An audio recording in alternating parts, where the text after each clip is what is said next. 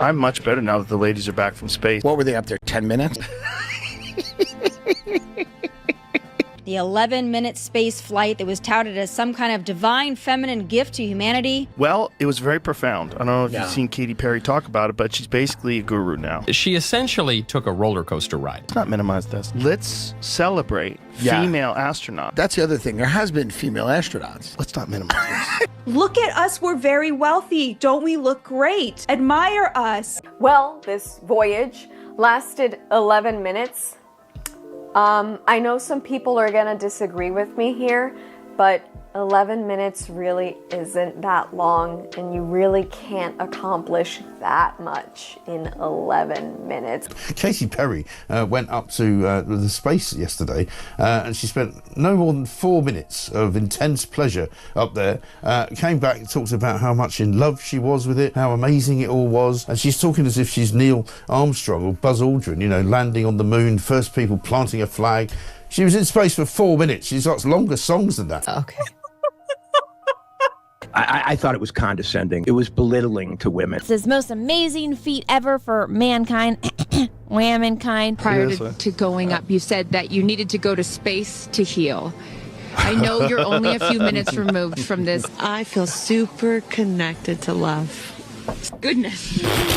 I will never be the same. I've had so many people reach out to me and say, because you did it, it makes me think I can do it too. You know, it's so funny. She said she's heard from women and girls who have said to her, I didn't realize this is something I could do. You know how I know that didn't happen, Megan? Because it's not something they could do. Because they're not friends with Jeff Bezos, right? Like, taking up space! Woo! Their message for women was take up space. You guys are taking up too much space already. It's so much money to go to space. Yeah. There's a lot of people who can't even afford eggs. What are they going to do up there that has made it better for us down here? That space mission this morning, that's end time shit. Like, this is beyond parody. For what was the marketing there? And then to try to make it like, I'm disgusted, literally. And you know it's bad when other celebrities come out and mock you. Like that celebrity on celebrity violence almost never happens. But we're witnessing it right now. It's space tourism. The fact that they're trying to sell it as some revolutionary thing is hilarious. Yeah, first all-female flight crew. It's not a flight crew. That's like I'm calling myself the flight crew because I went on Soarin' at Epcot at Disney World. Did you know I'm also a paranormal investigator because I've been on the Haunted Mansion at Disney World approximately 6 times? Feels like you hand-selected a couple of friends to go do this. I mean, it should have been a lottery system like Willy Wonka where just 7 random people pull out some guy who's not supposed to be here. Just a cashier at HEB, someone from MS-13. Yeah, that was what I was thinking. Get him in. Someone from Tren de Agua and Lauren Sanchez and Gail King. And I'm still stuck on the fact that Gail King actually used the word astronauts. You are there on a vanity project of Jeff Bezos and his fiance. They got in their special Oscar de la Renta designed suits, laid down in a capsule, and came back in 10 minutes, you guys. Space used to be about exploration, bravery, science. Now, it's about selfies, designer spacesuits, and pretending a billionaire's vanity project is some kind of historical achievement. Katy Perry, Gail King, and Lauren Sanchez just took a 10-minute trip on Blue Origin and somehow managed to turn space travel into a meme. Let's kick things off with Katy Perry. After spending a whopping 10 minutes in space, she dropped to her knees and kissed the ground like she just survived an alien invasion.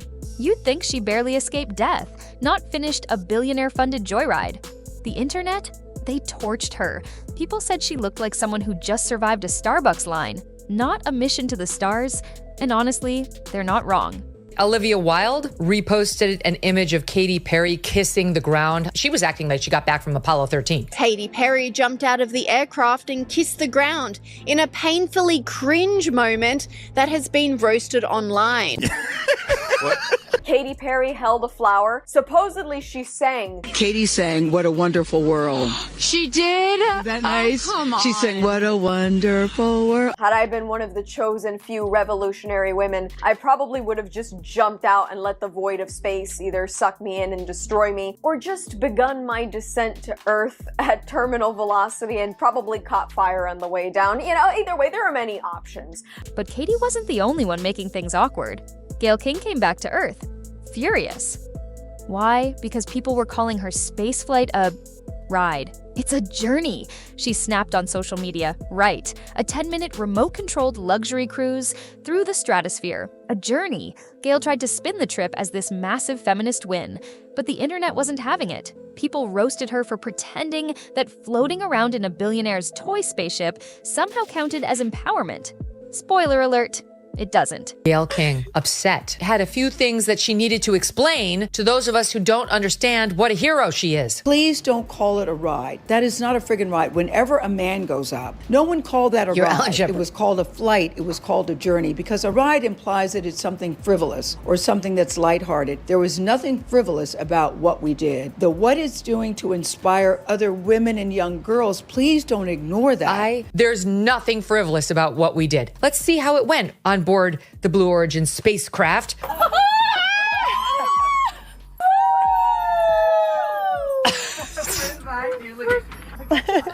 Flynn, I got you. With her Daisy. I got you, Flynn. But the training, it all comes down to literally they learned how to buckle their seatbelts. And I asked my team to poll, what did they do during their 2 days? Their tasks, they spent the past 2 days practicing how to get into and out of the New Shepard capsule.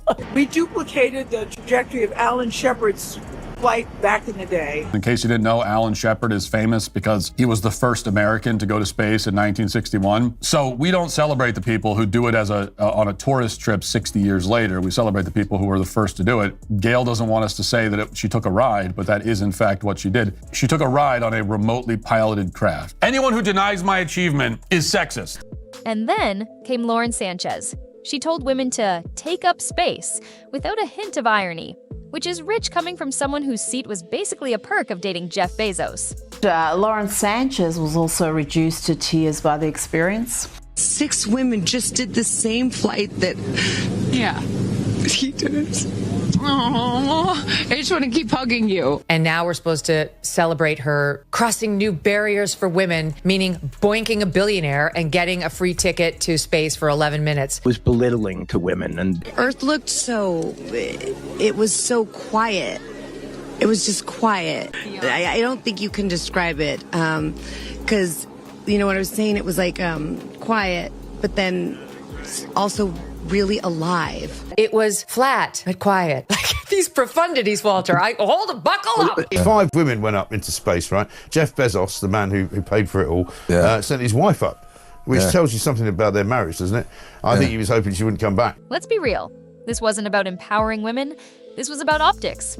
It was a floating photo op wrapped in hashtags and marketing fluff. And the backlash? Instant.